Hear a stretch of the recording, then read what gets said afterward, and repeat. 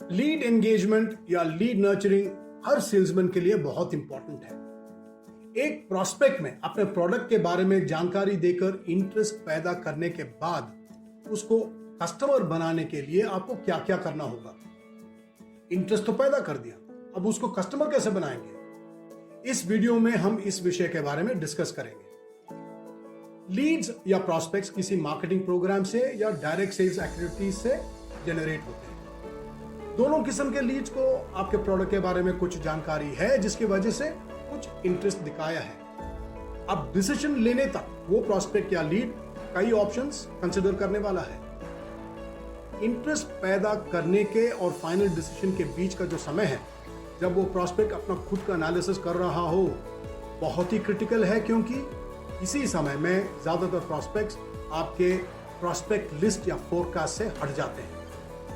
I am sure ये बहुत sales लोगों के साथ होता रहता है। ये इसलिए क्योंकि या तो वो और कोई प्रोडक्ट खरीदने का डिसीजन लेते हैं या और किसी समय के लिए अपना डिसीजन पोस्टपोन कर देते हैं। कुछ भी वजह हो, वो प्रोस्पेक्ट अब आपके प्रोस्पेक्ट लिस्ट में नहीं रहा, तो आपका ऑर्डर फोरकास्ट का क्या होगा जिसमें आपने कुछ डेट या टाइम फ्रेम भी दिया होगा उस ऑर्डर को क्रॉस करने के लिए। एक बहुत बड़ी समस्या यह है कि आपको इस डिसीजन के बारे में कोई जानकारी नहीं है, क्योंकि आप उसके साथ कॉन्स्टेंटली टच में नहीं हैं। तो उस इंटरेस्ट को ऑर्डर में कन्वर्ट करने के लिए जरूरी है कि आप इस इंपॉर्टेंट समय में उस प्रोस्पेक्ट के साथ कांटेक्ट में रहें। सिर्फ फोन कॉल्स नहीं, ये पूछने के लिए कि बॉस ऑर्डर कब रिलीज होगा, डिसीजन कब लेंगे, बजट अप्रूवल हुआ क्या। ज्यादातर सेल्समैन यही करते हैं और इस उम्मीद में बैठे रहते हैं कि ऑर्डर तो मिलेगा ही। ये स्ट्रैटेजी गलत है, क्योंकि कुछ समय बाद वो आपका कॉल्स लेने से मना कर देगा। तो फिर क्या, याद रहे कॉम्पिटिटर्स भी उसके साथ यही कर रहे हैं। तो आप और कंपटीशन के बीच फर्क क्या रह गया। ऐसी नौबत को अवॉइड करने के लिए आपके पास एक सॉलिड प्लान होना चाहिए कि आप उस प्रोस्पेक्ट के साथ कैसे कंटिन्यूसली एंगेज या कम्युनिकेट करते रहेंगे, उसके साथ क्या इंफॉर्मेशन शेयर करेंगे। उस प्रोस्पेक्ट को अपने पक्ष में रखने के लिए आपको उसके साथ ऐसे इंफॉर्मेशन शेयर करते रहना चाहिए जो उसको लगे कि उस इंफॉर्मेशन से उसको कुछ फायदा मिल रहा हो, उसको लगे कि आपका इंफॉर्मेशन उसको डिसीजन लेने में मदद कर रहा हो।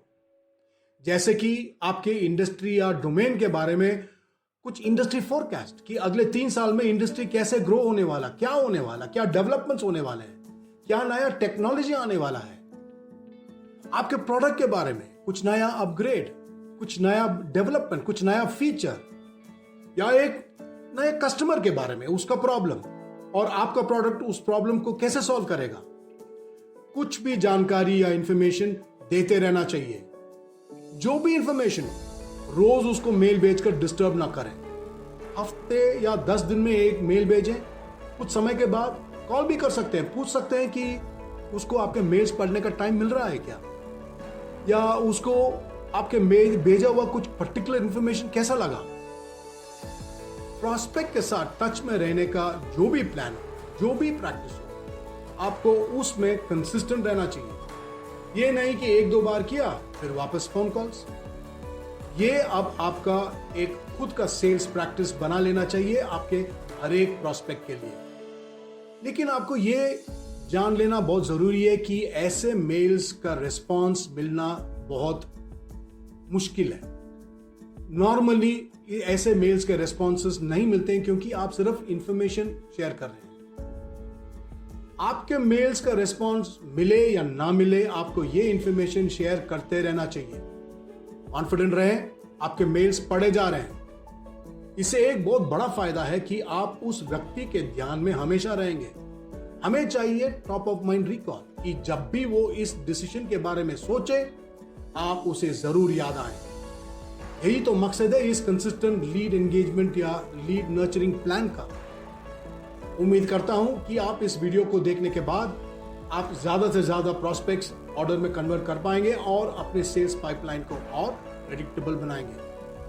मैं ऐसे ही सेल्स और मार्केटिंग के वीडियो शेयर करता रहूंगा ताकि आपको भी अपने प्रोडक्ट्स, अपने टारगेट्स अचीव करने के कुछ नए तरकीब के बारे में मालूम हो जाए। इन वीडियोस को देखने के लिए मेरे चैनल को सब्सक्राइब करें और नोटिफिकेशंस के लिए बेल बटन